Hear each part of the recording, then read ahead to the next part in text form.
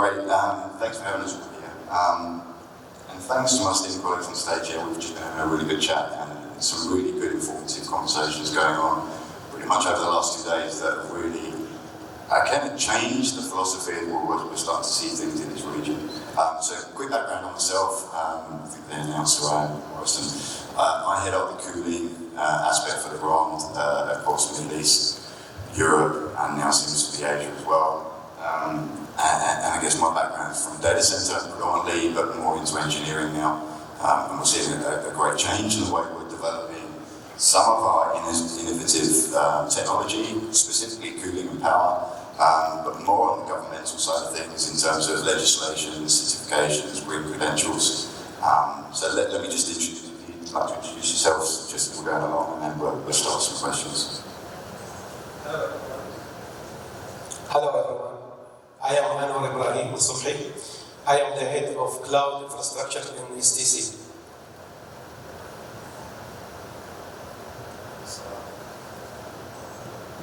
Hello. Assalamu alaikum. Sabah al-Khair. And as me, Sean Doherty, I'm head of programs and projects for JLL in Middle East and Africa. And I hope my bit goes okay there. Tamam. Shukran. Hello everyone, this is FAHAD again. I'm the CEO for ICS Arabia and Desert Dragon. Thank you. Hello everyone, my name is DUAA. I have a PhD in Information System and Technology, and I work at the Ministry of Municipal and Housing as Director of Portal and Content. Fantastic, thank you so much. As you can tell, we've got a complete mix of different sort of technologies, different innovative sort of roles. So I think this chapter is going to be really informative, and I'll try to kind of keep the questions around where we're at in the region and what's new, what's trending, what's coming.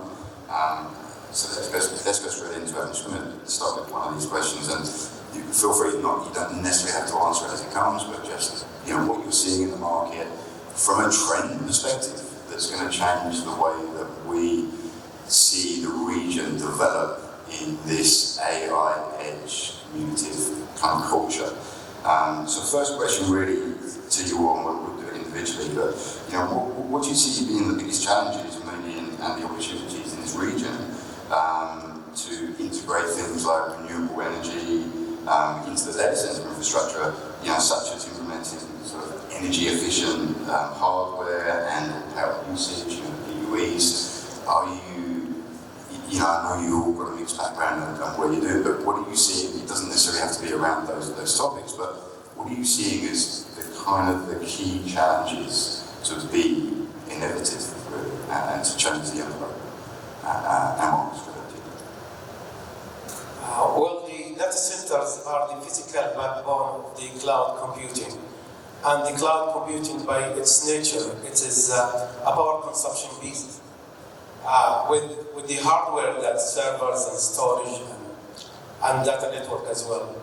So the power consumption, it requires alternatives in order to ensure the quality of the services that are provided by the cloud services. In the region, there are quite challenges. We can start with the initial cost. The initial cost itself, it's effectively that impacting the deployment of the data centers. When it comes to the renewable energy, also it is a lot of challenges when it comes to the, because we are not in the cold environment, so it's a bit need to have alternatives such as the wind or solar systems. Also, we can look at to the containment systems that separate the heat dissipation and as well as the cooling source power. All these kinds of challenges need to be considered from the planning stage and to be deployed in the right way. Selecting a land where the data centers need to be sourced by two different power sources. This is also needs to be considered from the beginning of the deployment of the data centers. ANWAR, if I could just add to what you're saying there as well. I'm just going to look at the opportunity side for 1 second. I suppose the first and greatest opportunity is what the Crown Prince has given us in their Vision 2030 is that economic diversification. he's given us that opportunity. So the door is already open for many entities to come into this country and to try and help and assist to deliver what is a huge economic program as we go forward. There's also a great opportunity for partnership.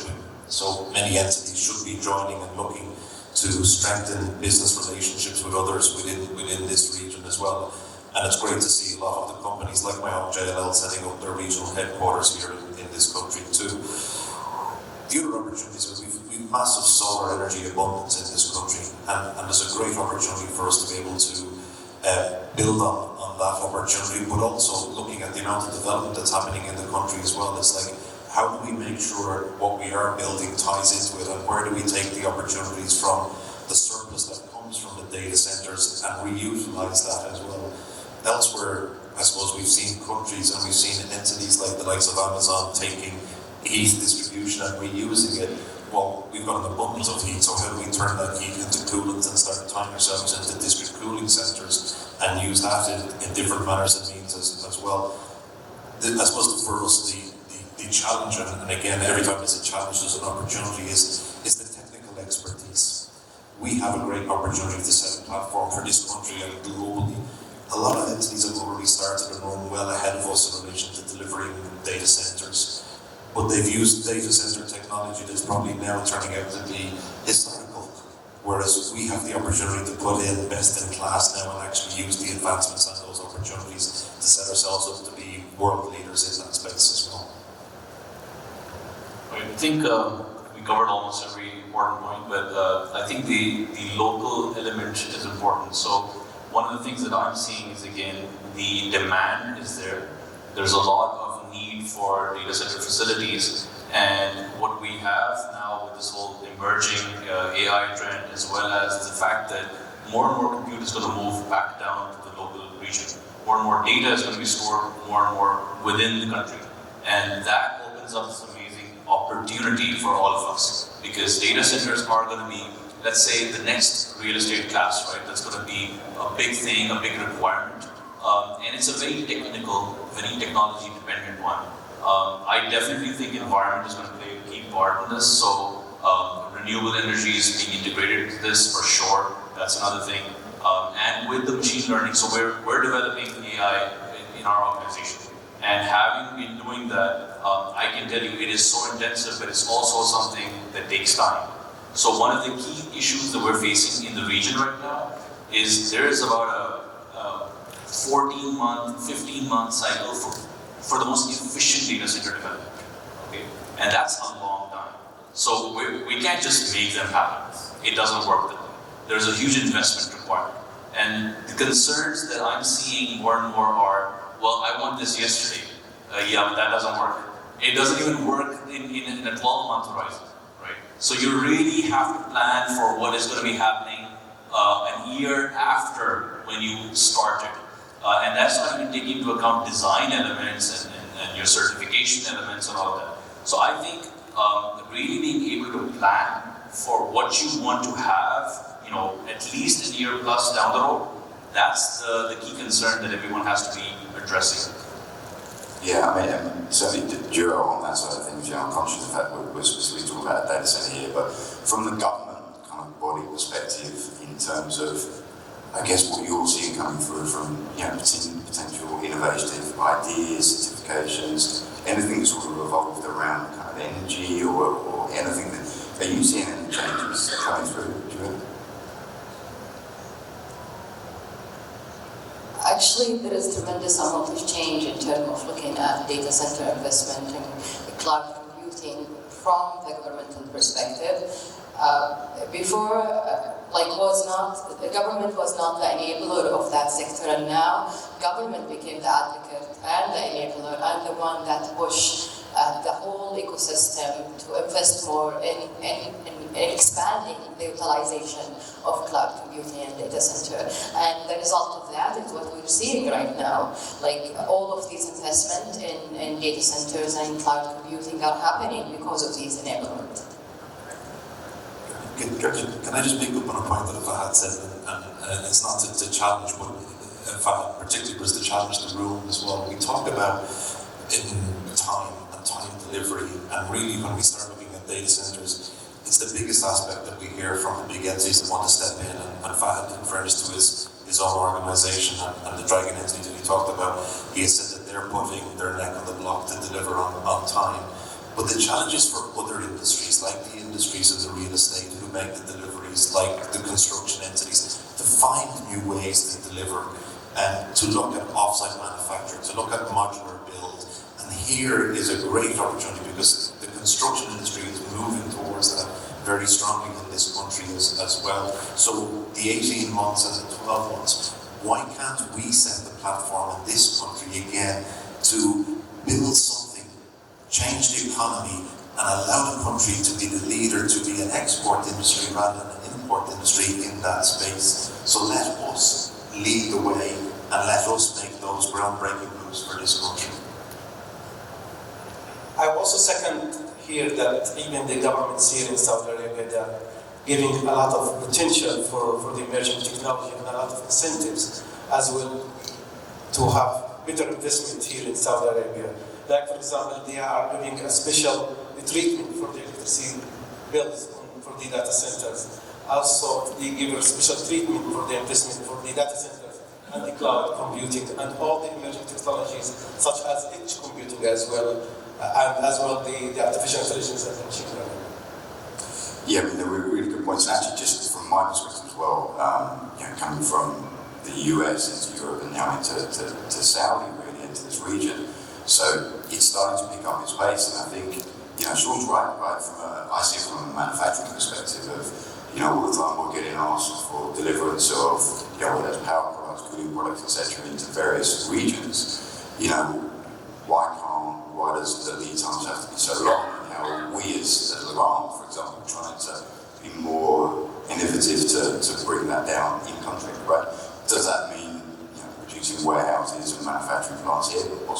Possibility, but I think the door's open, right? And we're seeing that, and I think so from a government perspective as well, to have the kind of the Saudi sort of vision, I think that's really key.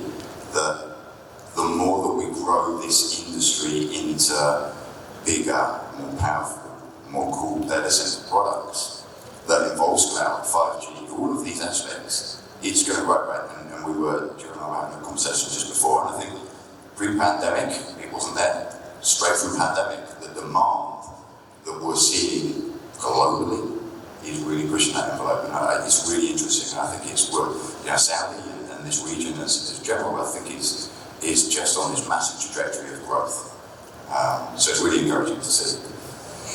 That moves me quite nicely on to the next question, which I'm going to keep it into the cooling and power side of things as well, but you might defer slightly, so I'm going to try and involve two questions at once here. But what are we seeing of being some of the promising energy ideas from an innovative perspective, some of the power and cooling management capacity, and also bringing in things like 5G, and cloud computing? Are we seeing a trend to incorporate all of this into data centers, or is this going to be external to different fabrications?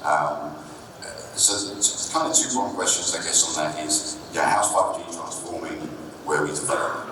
Is it a need? And also, do we see power and cooling now changing the envelope of what we're building from an air-cooled to a liquid or immersive cooled? Kind of answer how you wish. I don't think there's a straightforward answer for it.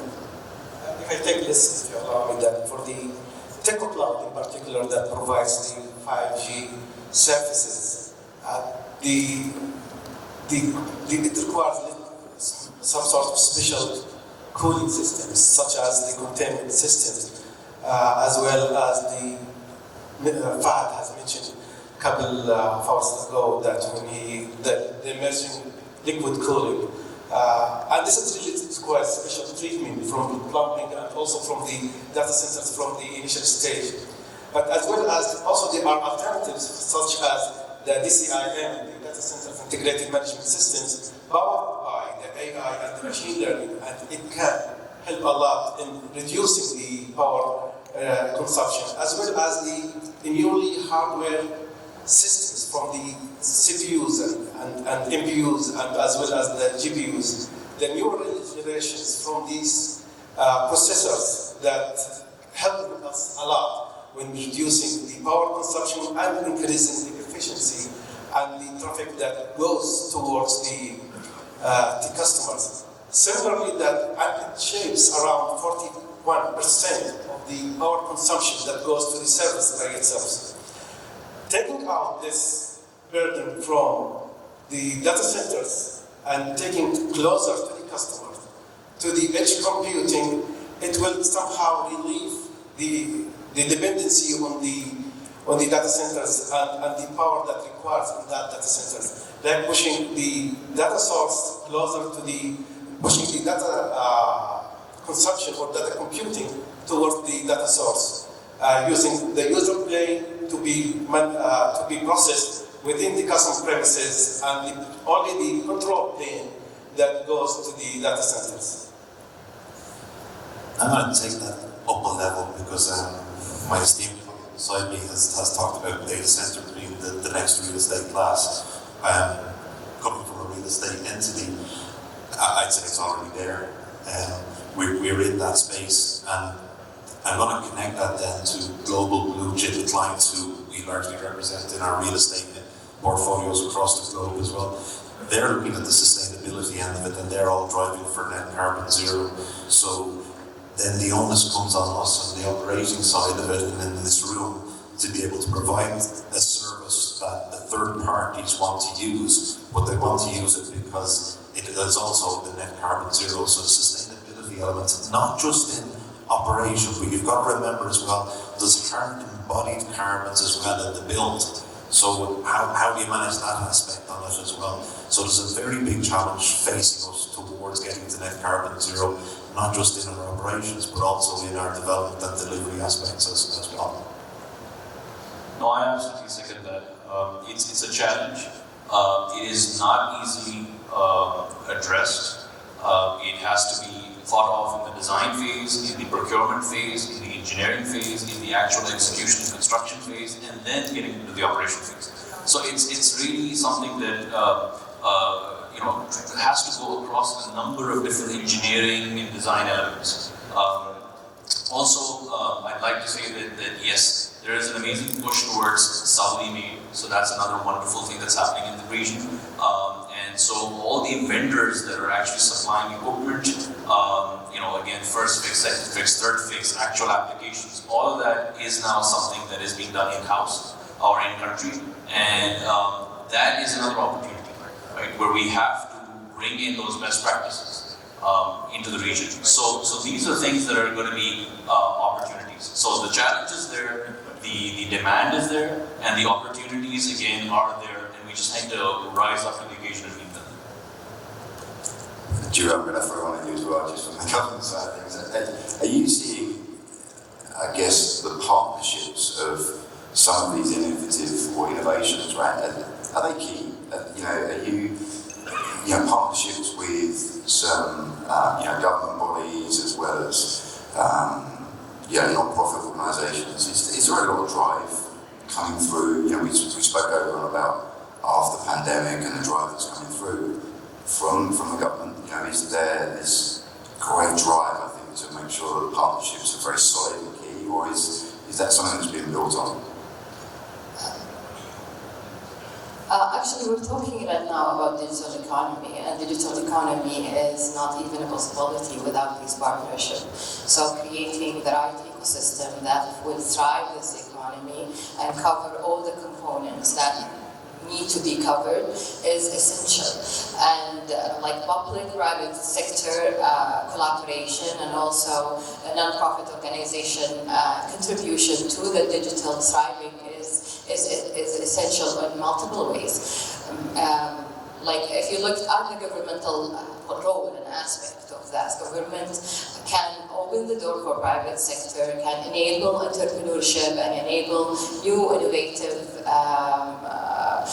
implementation to happen, can ease the regulation, because regulation is one of the key powerful factors that government can contribute to help changing the technological spectrum. As this is uncertain spectrum and it keep changing as we go. Like we know something today, we don't know it like tomorrow.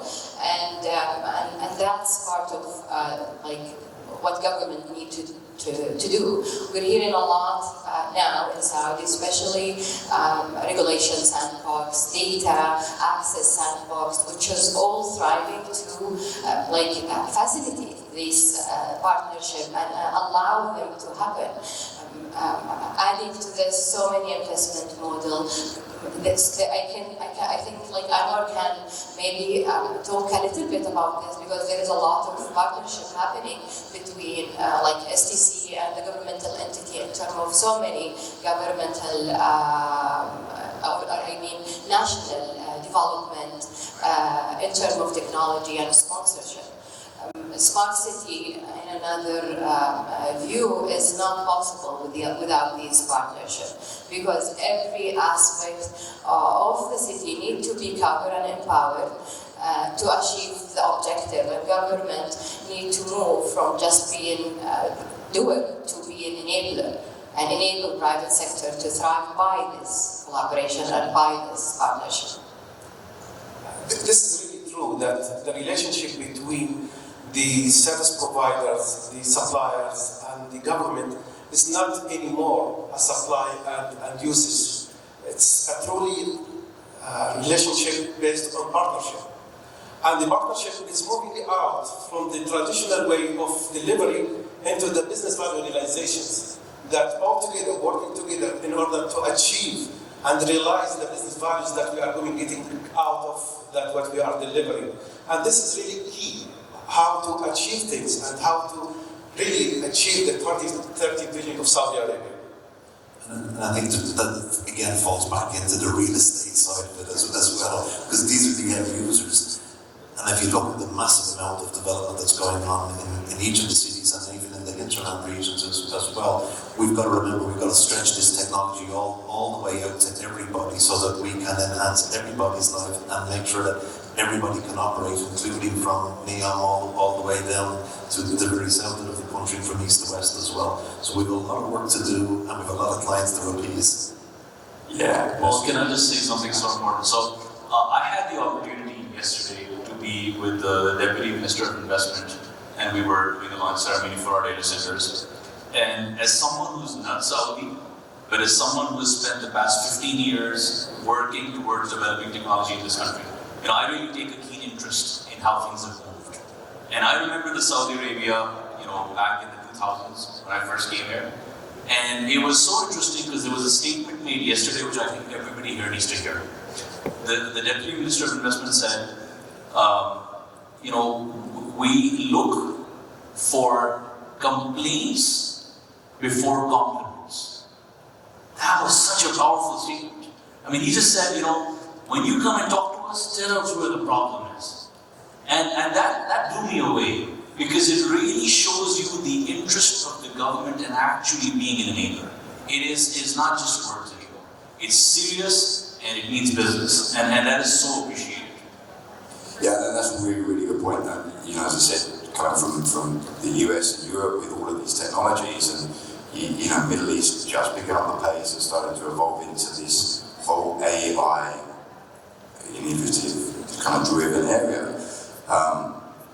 I think there's definitely a learning curve being had from a lot of the other countries out there that have started it, tried it, installed it, and having a government, the Saudi government, being able to be what's the problem rather than go get it, I think is probably the key.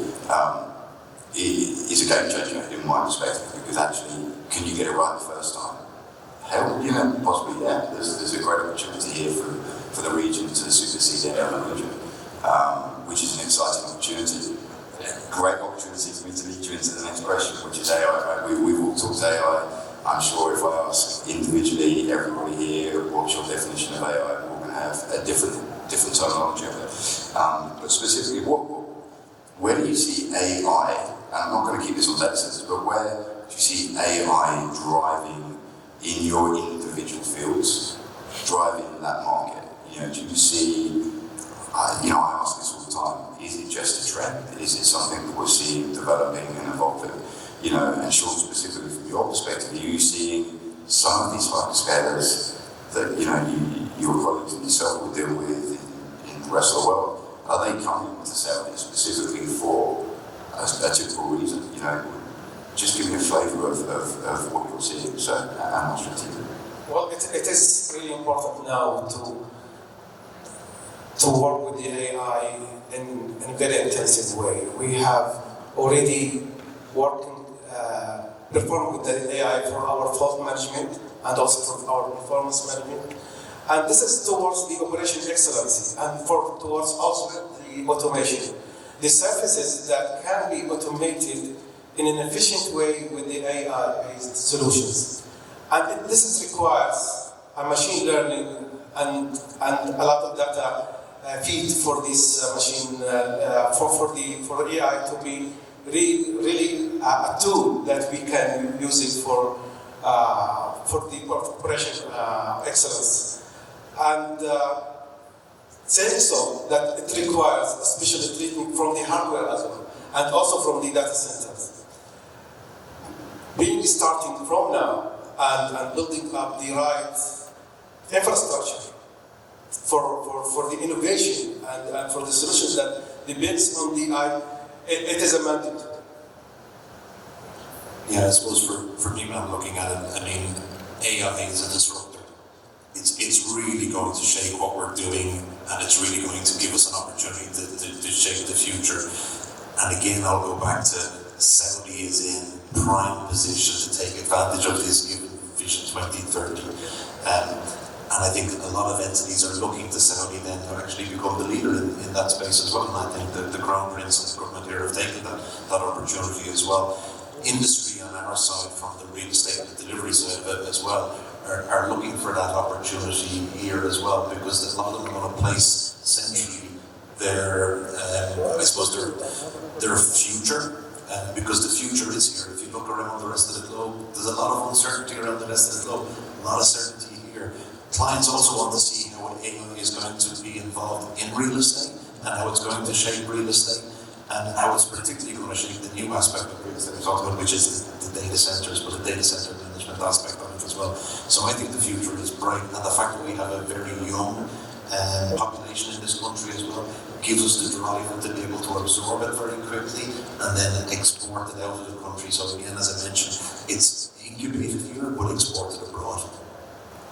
I'm just going to jump in on that one quickly because you know, I was at Tritex a couple of weeks ago in Dubai as well. I certainly think for that region as well, you talk about the young sort of population, and I think, you know, the gaming type environments, right? Yeah, these are massive, and sometimes we don't look at that. And I learned something very new when I was over there, and it's something around 70% of the data driven between a specific hour and a specific day is for the under 16s. Okay? So our younger generation are pushing our envelope of what can be achieved, and that blew me away. You say younger generation. I'm surprised when I talk to the 20s to 35 generation here about the percentage of people that are gaming as well. And it's just a different continuous use of the data, whereas a lot of the data is around aspects of work and industry. But the data required outside of that time now as well is just as constant. I'm very conscious of time, so literally last question, and we'll try and keep this, you know, as short as you possibly can. So we've talked about partnerships, we've talked about some of the barriers we're starting to come up with. I think what are the very quickly, what are the key, I guess, possibilities or barriers that you're starting to see to use some of this smart technology, you know, across the board, from data centers through to the government, or, you know, what are the key barriers to install, utilize, progress, trend, and futurize is another way, right? To make sure that the sustainable solutions that we're trying to install, what are the barriers? What are we seeing? What are we seeing at the moment that are restricting it? I can take this question. I think one of the main barriers to thriving in the innovation spectrum and technology spectrum is to have strategic alignment, to have a clear objective of what you want to achieve, because when that's clear, you're going to ease away of the other obstacles and other challenges that innovation and technology implementation might face. Like, Infrastructure obviously is one of the big barriers and costly barriers that organizations are facing, and determining the right implementation of that infrastructure is key for long-term return on investment. Because infrastructure is not about quick win, it's about long-term commitment. And having clear objective to where you want to go and what you want to achieve is key here. Another barrier, like we see a lot when we're trying to implement innovation model, when we're trying to thrive in the technology spectrum, is the skill gap, because that's really an issue. And that's why you see one main factor of the Vision 2030 in Saudi is to build skills, technology skill base in Saudi Arabia in collaboration with different entities. So I think this is really essential. And another obstacle I can think of from governmental perspective is the regulation and the change of regulation. AI is very new spectrum. There is no regulation in AI globally. We're still talking about it. We're still trying to find the right standardization of that spectrum, find a way to protect people, protect entities, while we make sure we're thriving. So finding a pace in terms of AI regulation is another obstacle that's facing the organization internally and the nation and globally. Perfect. I think we're at time, so I won't divulge into any more questions, but fantastic. This has been a great panel, and thanks for your insights. I'm excited to see what's there to take this, so thank you all again. Thank you. Thank you. Thank you.